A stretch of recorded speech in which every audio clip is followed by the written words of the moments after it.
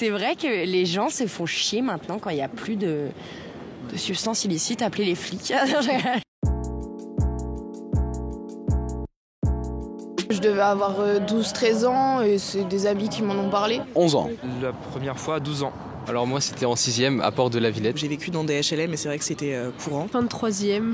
12-13 ans, ouais. Je dirais vers 4e, 3e. Ouais, fin de 3e aussi je pense.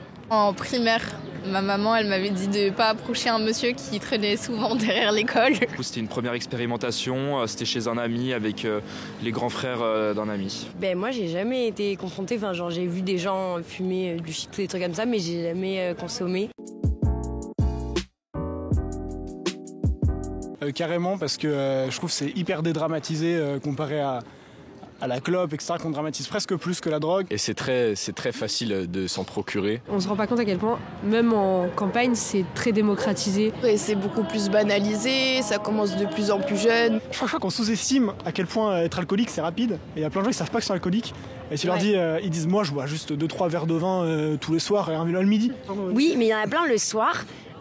Ils sont en mode bon, je rentre chez moi, je me fais un petit verre de rouge. En mode mais t'as 17 ans, Titouan, qu'est-ce que tu racontes? Aujourd'hui, le plus gros risque, c'est, en tout cas moi de ce que je pense, c'est par rapport au protoxyde d'azote, les ballons comme on les appelle. Je pense que ça c'est beaucoup trop démocratisé, alors que en soi c'est vraiment super dangereux. Moi je connais trop de personnes qui ça leur gâche la vie, dans le sens où ils font plus rien de leur journée. Ça pousse certains élèves au décrochage scolaire. Après c'est au niveau de certaines sociétés, entreprises qui ont fait des choix, on va dire, de produits type les puffs, du coup les cigarettes jetables, qui ont rendu ça attractif. On est sur quelque chose de beaucoup plus accessible, beaucoup plus facile à se procurer, à fumer aussi. Ça découle vers d'autres drogues type le cannabis. Pas spécialement, non. C'est pas un sujet qu'on aborde beaucoup. Il y a des spots à la télé, des trucs comme ça, mais c'est pas vraiment adapté à ce que le jeune va regarder. Moi je pense qu'ils sont informés, mais que on se dira c'est pas grave. Et que ça sera quelqu'un d'autre ou ça va, si je fume, c'est pas non plus la mort. Dans certains milieux, oui, dans d'autres, non. Je pensais notamment au milieu des teufs. Moi, je pense qu'ils sont assez informés, mais que l'information passe au-dessus de leur tête. Je trouve que c'est trop vu comme un truc cool encore.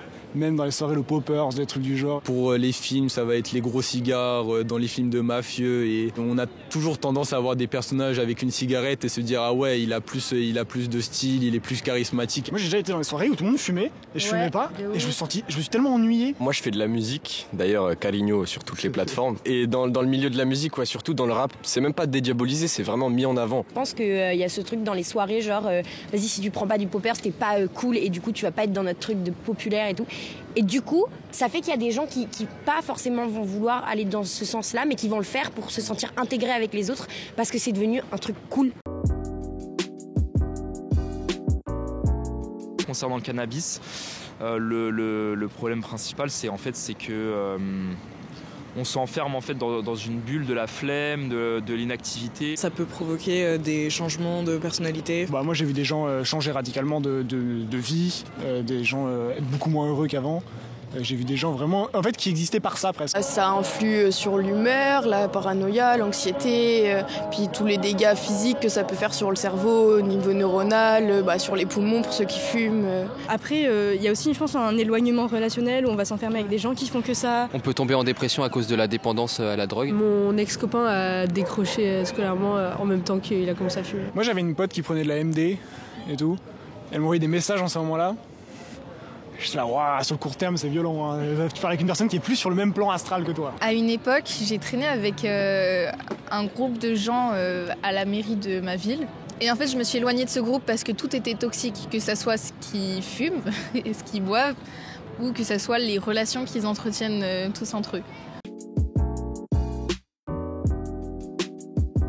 C'est pas grave d'essayer, que c'est bien de faire des expériences dans la vie, mais qu'il faut faire attention à sa santé et que ça ne devienne pas une habitude. Et je pense que c'est de prendre son temps, c'est comme tout le reste, que ce soit les films, les jeux vidéo, il y a un âge pour tout. Et je pense qu'on peut vouloir essayer, on peut être tenté d'essayer, mais il faut essayer de retarder ça et de faire les choses avec son âge en fait. C'est vrai que la prévention, c'est plus oui, faites pas ci, faites pas ça. Et malheureusement, c'est avec les mauvaises expériences généralement qu'on apprend, mais c'est vrai qu'il faut faire attention. Surtout au lycée. début de lycée. Ouais, début de lycée, faire attention, pas tomber dedans, mais comme pour la clope, pas dire ah mes amis font, donc je peux faire.